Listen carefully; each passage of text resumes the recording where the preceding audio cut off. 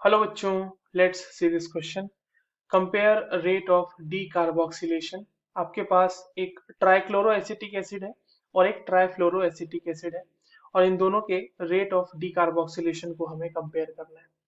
Question के की concept की अगर हम बात करें तो इस क्वेश्चन को सॉल्व करने के लिए जो की कॉन्सेप्ट रिक्वायर्ड है वो है आपको डी कार्बोक्सिलेशन पता होना चाहिए।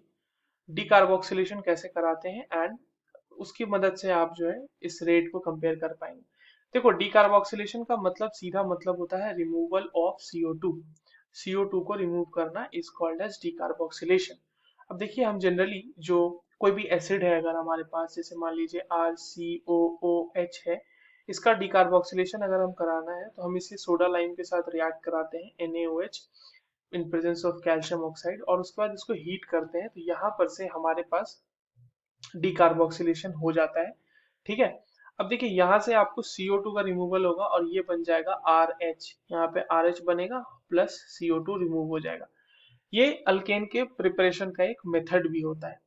अब एक चीज यहाँ पे समझने वाली बात यह है कि यहाँ पे जब ये डीकार्बोक्सिलेशन हो रहा होगा तो बीच में एक इंटरमीडिएट फॉर्म होता है जो कि होता है कार्बेनायन। अब देखिए, कार्बेनायन फॉर्म कैसे होगा, और कार्बेनायन की स्टेबिलिटी पे ही basically rate of reaction depend करेगा। तो अगर हम ट्राइक्लोरो एसिटिक एसिड ले लें, यानी कि CCl3COOH ले लें, तो ये अगर हम इसका जब रिएक्शन कराएंगे ना इससे, तो ये सबसे पहले देखो क्या होगा कि ये अपने उसमें कन्वर्ट हो जाएगा सॉल्ट, मतलब एसिटिक। ये ट्राइक्लोरो एसिटिक एसिड है ना, ये हो जाएगा CCl3CO, यहाँ पे O, और ये O-, इसका जो है ये H+ ले लेगा ये NaOH और यहाँ से ये बना देगा वाटर। ठीक है, वाटर निकल जाएगा यहाँ से। बाद में इसी वाटर से जो है वापस से वो H+ लेगा R।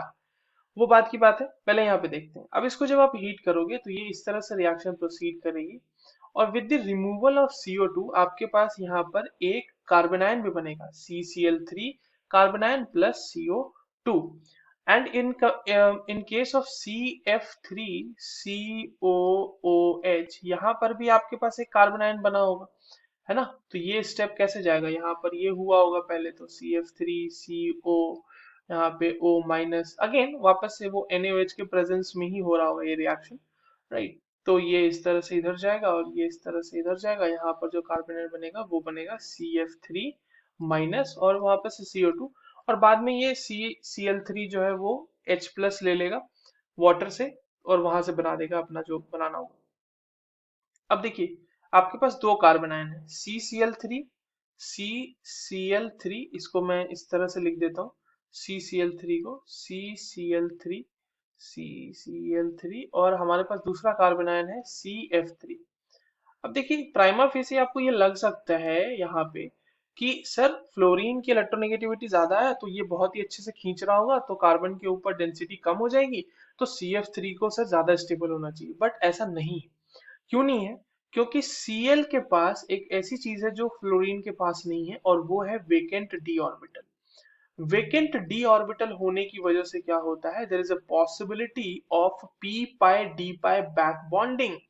P pi b p pi d pi back bonding यहाँ पर हो सकती है, और इसीलिए इसकी स्टेबिलिटी ज्यादा होती है as compare to CF3 minus carbanion से।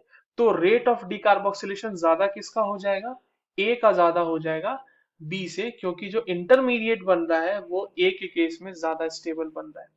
तो डिकार्बोक्सिलेशन रेट जो होगा इसका ग्रेटर होगा, greater as compared to B, as compared to B. ठीक है, this was the solution for this question. I hope you understood this well. All the very best.